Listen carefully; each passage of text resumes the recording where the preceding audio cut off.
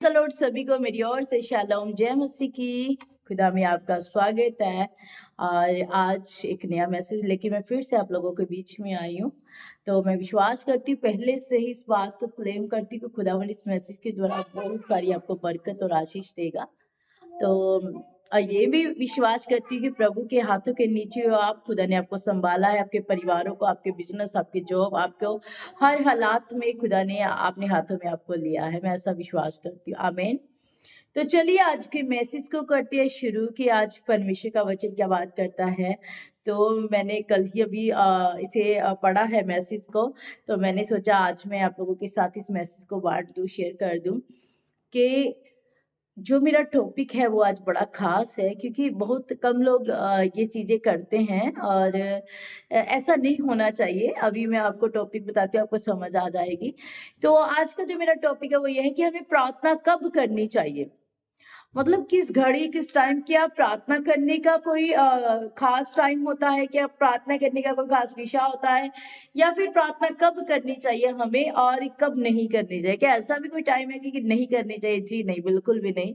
तो कब करनी चाहिए प्रार्थना, ये जानना आज बहुत हमारे लिए जरूरी है, क्योंकि बहुत सारे लोग जो हैं अच्छे टाइम के ऊपर, बहुत सारे लोग जो है खुशी के टाइम के ऊपर, बहुत सारे लोग जो है जब बहुत आनंद वाला टाइम होता है जब आपका खुशी वाला चारों तरफ माहौल होता है, तो उस समय आप धन्यवाद करते हो परमेश्वर का।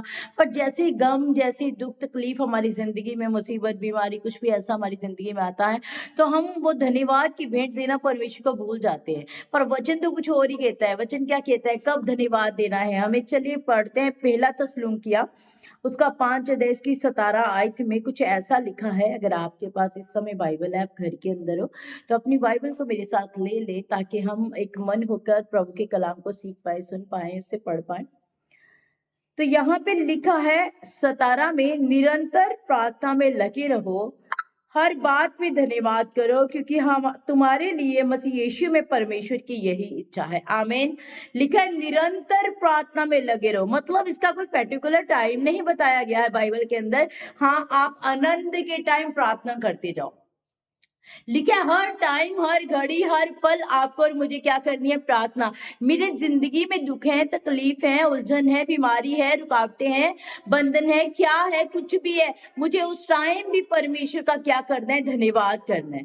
मुझे उस पल भी परमेश्वर का क्या करना है? धन्यवाद करना है। पर बहुत सारे लोग जो है ना, ये काम नहीं करते हैं। बहुत सारे लोग भूल जाते हैं कि हमें परमेश्वर ने कहा है कि हम हर समय उतार चढ़ाव में भी परमेश्वर का धन्यवाद करें, उसे थैंक्स गिविंग दे।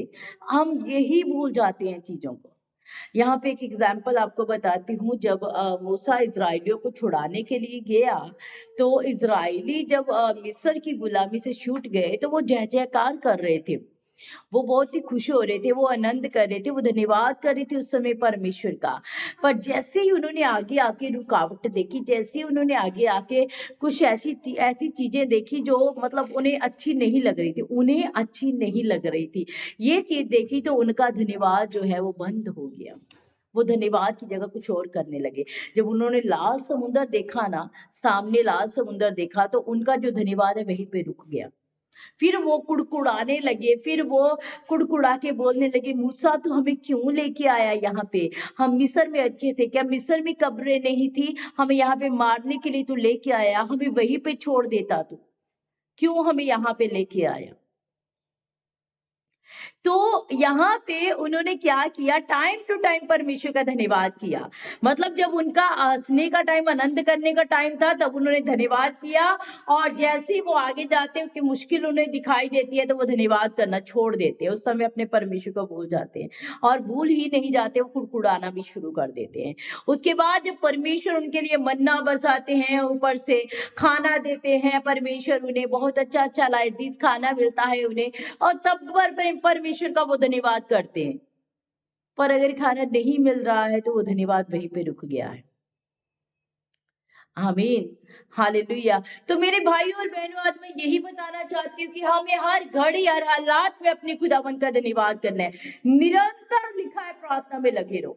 हर टाइम, हर पल वो सिचुएशंस, चाहे मुझे लगे भी वो सिचुएशंस मुझे डाउन करने वाली है, मुझे वीक करने वाली है, मुझे बीमार करने वाली है या मुझे मार ही देने वाली है, तब भी मुझे और आपको क्या करना है? अपने प्रभु के ऊपर भरोसा रख के उसका धन्यवाद करते जाना है। इसका कोई भी वो टाइम नहीं है कि अच्छे टाइम पे धन्यवाद और बुरे टाइम पे हम लोग खुदावंद को भूल जाएं, उस धन्यवाद की भेंट को नीचे कर दें और अपने हालात को ऊपर कर दें। आमीन, हालेलुया। तो एक और एग्जाम्पल जो इसके साथ में ऐड करूंगी, अगर अब्राहम को अब हम पढ़ते हैं तो अब्राहम की जो स्टोरी है उसे जब मैं पढ़ती हूँ तो लिखा है परमेश्वर ने अब्राहम को आवाज दी, कहता है तू अपने घर को छोड़ दे, अपने कुटुंबियों को छोड़ दे, अपने रिश्तेदारों को छोड़ दे, तू सब कुछ छोड़ और यहाँ पे मैं कहता हूँ वहां पे चल। परमेश्वर ने उसे कोई पर्टिकुलर जगह नहीं बताई कि तू वहां पे चल, पर लिखा है तब भी वो अपने परमेश्वर का धन्यवाद करते हुए अपने घर से निकला, अपने नौकरों को लेके, अपनी वाइफ को लेके, अपने अब जो है उनके भेड़ बकरियां सब लेके, थोड़ा थोड़ा सामान सारा लेके वो अपने घर से बाहर निकला और उस समय उसने परमेश्वर का धन्यवाद किया, जबकि उसे लोकेशन पता ही नहीं है कि उसे कहाँ जाना है, क्या करेगा, वो कहाँ जाएगा, क्या खाएगा, उसे ये नहीं पता है। तो ऐसे अब्राहम की एक एग्जाम्पल लो अपनी जिंदगी में कि हमें अब्राहम की तरह बनना है। परमेश्वर ने एक बार मुझे कुछ भी बोल दिया है, चाहे वो मेरी जिंदगी में सामने लाल समुद्र ही क्यों, वैसी चीजें क्यों नहीं लग रही हो, मुझे तब भी परमेश्वर का धन्यवाद करना है। अगर आपको परमेश्वर ने बोले अपने घर को छोड़, कुटुंबियों को छोड़, सब रिश्तेदारों को छोड़, जहाँ पे मैं कहता हूँ चल, तो आपको परमेश्वर की सुननी, उस समय धन्यवाद करके अपने घर से बाहर निकलना है आपको। आमीन, हालेलुया।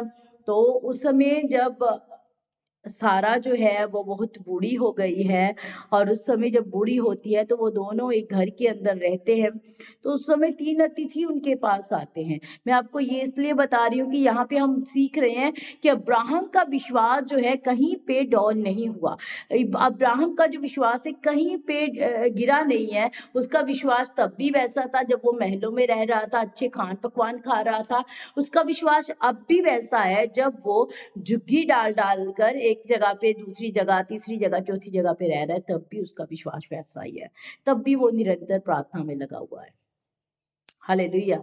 तो सारा और अब्राहम के पास 3 अतिथि आते हैं और अब्राहम बहुत अच्छा वेलकम करता है उसका। उसे उसके पास खाने के लिए क्या है नहीं है ये इस समय मैटर नहीं करता, पर उसने तीनों को, अतिथियों को बहुत ही अच्छे से आदर मान सम्मान से बिठाया, उसे खिलाया और वो 3 अतिथि उसे क्या देके जा रहे हैं? एक वचन देके जा रहे हैं, उसे एक ब्लेसिंग्स देके जा रहे हैं कि आने वाली बसंत के रुत में तेरे यहाँ बेटा होगा, तेरी वाइफ के गर्भ से बेटा उत्पन्न होगा।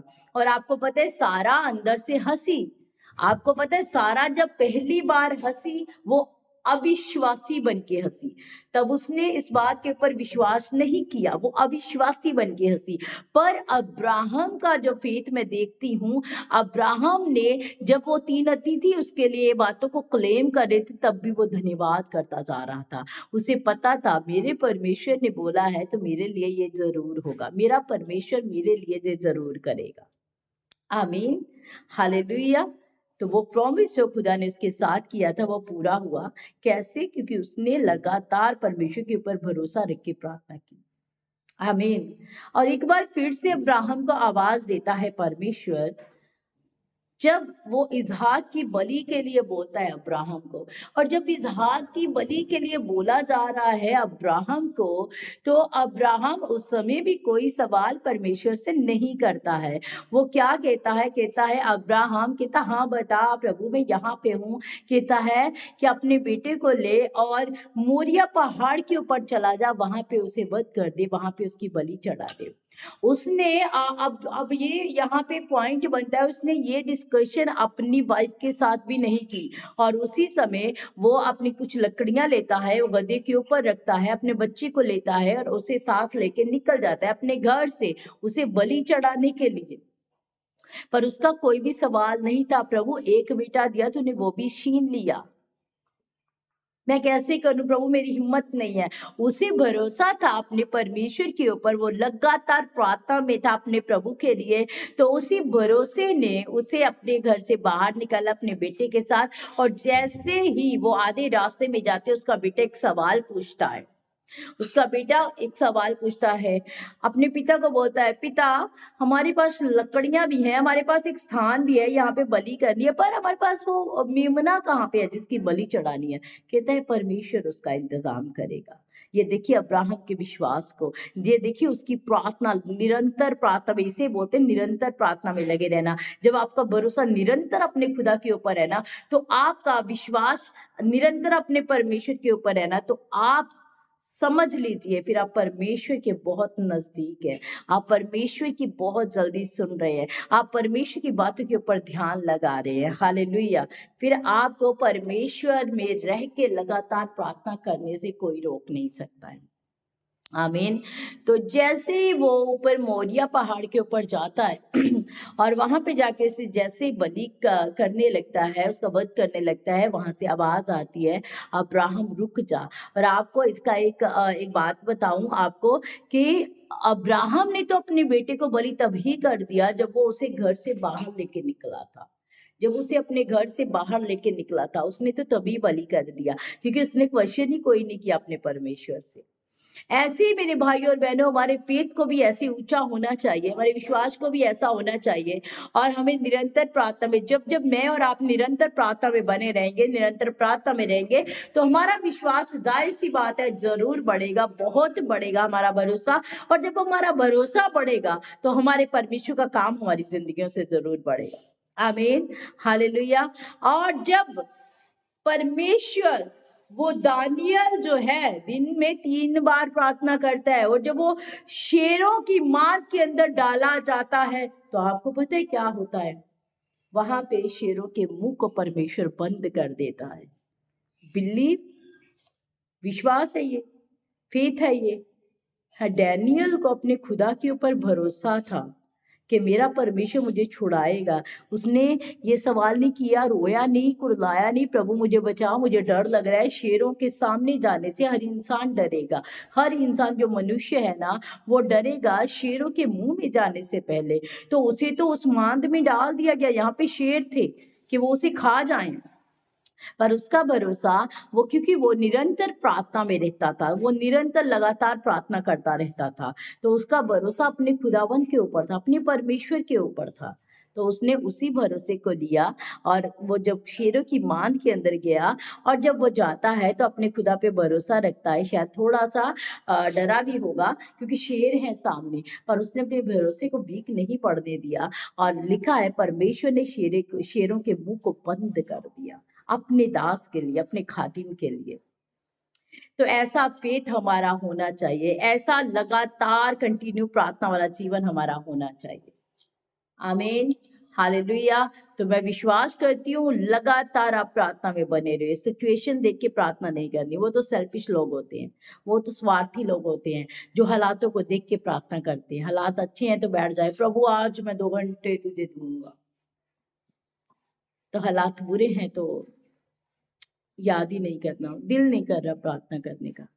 बुरे हालातों में ज्यादा बैठे प्रभु के साथ, बुरे हालातों में ज्यादा स्ट्रॉन्ग रिश्ता बनाए अपने परमेश्वर के साथ। तभी आपको परमेश्वर शेरों की मांद से निकालेगा। तभी आपका परमेश्वर, चाहे आपके बच्चों के ऊपर कितना कष्ट आने वाला, उस कष्ट से उसे निकालेगा। तभी परमेश्वर जैसे 90 वर्ष की उम्र में अब्राहम को बच्चा दिया, आपको भी बच्चा देने की सामर्थ रखेगा। तभी परमेश्वर इस सारे काम को करेगा। मिस्र की गुलामी से तभी आपको बचाएगा, तभी आपको अच्छे पकवान मिलेंगे, अच्छे खाने को मिलेगा, तभी आपका घर गृहस्थी जो है सही से चलेगा, तभी आपका जो लेवल है ऊंचा होगा, तभी आपका फाइनेंशियली लेवल, जो आपका अकाउंट है वो ब्लेस होगा, आपकी जॉब है जो ब्लेस होगी यीशु मसीह के नाम में, जब आप लगातार प्रार्थना में बने हो विश्वास के साथ। आमीन। हालेलुया। तो मैं विश्वास करती हूँ आज के मैसेज के दौरान आपने बहुत कुछ सीखा, बहुत कुछ पाया है, और प्रभु ने आपसे बहुत गहराई से आज बातें की है। आमीन। तो आज मैंने भी बहुत कुछ सीखा है, और मैंने भी प्रभु के वचन से बहुत कुछ पाया है। और हमें ऐसे ही लगातार प्रार्थना में रहना मेरे भाई और बहनों, हालात नहीं देखने, बिना हालातों को देखे परमेश्वर के साथ अपने टाइम को स्पेंड करें। God bless you. मिलते हैं कल अगर आज रात टाइम मिला तो मैं ज़रूर लाइव आऊँगी, अगर नहीं टाइम होता है तो कल मिलेंगे हम रात 7 बजे। तो तब तक के लिए जय मसीह की। एक नए मैसेज के साथ ज़रूर आऊँगी और मेरे लिए प्रेयर कीजिएगा पर्सनल कि प्रभु मुझे और ज़्यादा इस्तेमाल करे। इस साल में खुदावंद बहुतायत से मुझे यूज़ करे। तो गॉड ब्लेस यू। मैं भी आपके लिए कंटिन्यू प्रार्थना करूँगी। जय मसीह की।